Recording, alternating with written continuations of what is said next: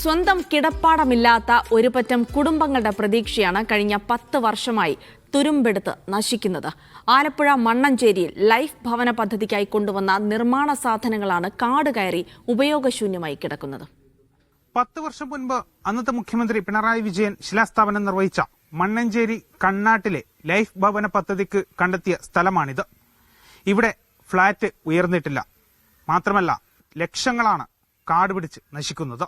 സർക്കാരിന്റെ ലൈഫ് ഭവന പദ്ധതിയിൽ ഉൾപ്പെടുത്തി 28 കുടുംബങ്ങൾക്കായി 4.75 കോടി രൂപ വിനിയോഗിച്ച് നിർമ്മാണം ആരംഭിച്ച ഫ്ളാറ്റിന്റെ അസംസ്കൃത വസ്തുക്കളാണ് വർഷങ്ങളായി തുരുമ്പെടുത്ത് നശിക്കുന്നത്. മണ്ണഞ്ചേരി പഞ്ചായത്തിലെ 2ാം വാർഡ് കണ്ണാട്ട് ഭാഗത്താണ് 54 സെന്റിൽ ഭവന നിർമ്മാണം തുടങ്ങിയത്.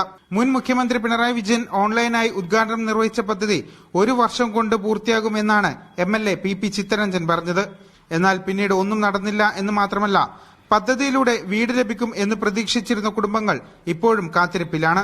കരാറുകാർക്ക് സർക്കാർ പണം നൽകാത്തതിനാലാണ് പദ്ധതി പാതി വഴിയിൽ നിന്നത് എന്നാണ് നാട്ടുകാർ പറയുന്നത്. ജോലിക്കെത്തിയ അതിഥി തൊഴിലാളികൾക്ക് നാട്ടിലേക്ക് തിരിച്ചുപോകാൻ പണം നൽകിയത് നാട്ടുകാർ ആണെന്നും പൊതുപ്രവർത്തകനായ B. അൻസൽ പറഞ്ഞു. സത്യം പറഞ്ഞാൽ ഇതിന്റെ വസ്തുത സർക്കാർ കോൺട്രാക്ടർമാർക്ക് പൈസ കൊടുക്കുന്നില്ല എന്നുള്ളത്. ഒരു പണി ചെയ്യുമ്പോൾ അദ്ദേഹം ഒരു പകുതി പണി അല്ലെങ്കിൽ 15% അല്ലെങ്കിൽ 30% പകുതി പൈസ എങ്കിലും അവർക്ക് കൊടുക്കണ്ടേ. ഇത് ബംഗാളികളൊക്കെ ഇവിടെ വന്നിട്ട് ഇവിടെയുള്ള നാട്ടുകാർ പൈസ പിരിച്ചു കൊടുത്താണ് അവർക്ക് നാട്ടിൽ പോകാൻ പറ്റിയത്. കോൺട്രാക്ടർമാർ അവർ ഈ സാധനം പോലും തിരക്കി വരുന്നില്ലെന്നുള്ള സത്യം. 4 നിലകളിലെ 28 ഫ്ളാറ്റുകൾ നിർമ്മിക്കാനായിരുന്നു പദ്ധതി. 2 കിടപ്പുമുറി, അടുക്കള, ഹാൾ, ശൌചാലയം എന്നിവ അടങ്ങുന്നതാണ് ഫ്ളാറ്റ്. സർക്കാരിന്റെ ലക്ഷക്കണക്കിന് രൂപയാണ് ഇങ്ങനെ തുരുമ്പെടുത്ത് നശിച്ചു പോകുന്നത്.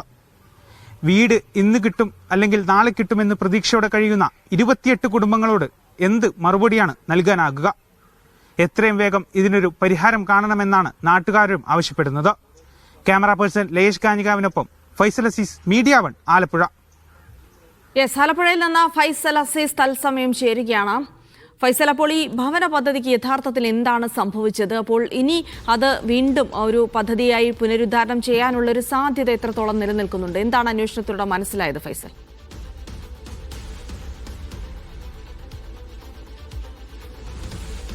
ജിൽസിന് 10 വർഷം മുൻപാണ് 4.72 കോടിയാണ് ഈ പദ്ധതിക്കായി വിലയിരുത്തിയത്. ആലപ്പുഴ മണ്ണഞ്ചേരിയിലെ കണ്ണാട്ടാണ് ഈ പദ്ധതിക്ക് സ്ഥലം കണ്ടെത്തിയിരിക്കുന്നത്. പട്ടികജാതി വിഭാഗത്തിൽപ്പെട്ടവർക്ക് വേണ്ടി 28 കുടുംബങ്ങൾക്ക് വേണ്ടിയുള്ള ഒരു ലൈഫ് ഭവന പദ്ധതിയുടെ അസംസ്കൃത വസ്തുക്കളാണ് ഇപ്പോൾ തുരുമ്പെടുത്ത് നശിക്കുന്നത്.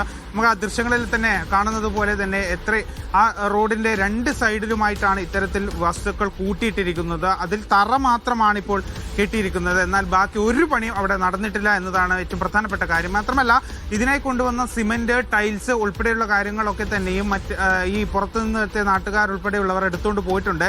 അവിടെ ഇപ്പോൾ ഏകദേശം ഒരു 100 അല്ലെങ്കിൽ 200 കണക്കിന് ചാക്ക് സിമെന്റ് കൊണ്ടുവന്നിട്ടെടുത്ത് ഇപ്പോൾ വെറും 10-15 ചാക്ക് മാത്രമാണുള്ളത്. ബാക്കിയൊക്കെ നാട്ടുകാർ ഉൾപ്പെടെ കൊണ്ടുപോയിട്ടുണ്ട്.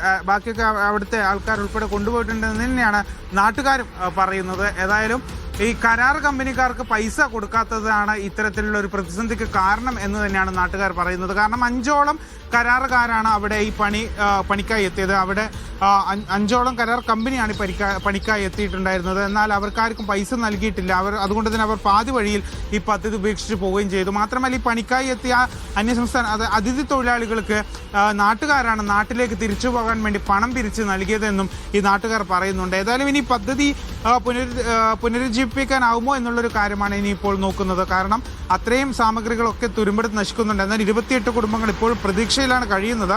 തങ്ങൾക്ക് ഇന്ന് വീട് കിട്ടും അല്ലെങ്കിൽ നാളെ വീട് കിട്ടുമെന്ന പ്രതീക്ഷയിൽ ഇപ്പോഴും ആ 28 കുടുംബങ്ങൾ കഴിയുന്നുണ്ട് എന്നതാണ് വസ്തുത.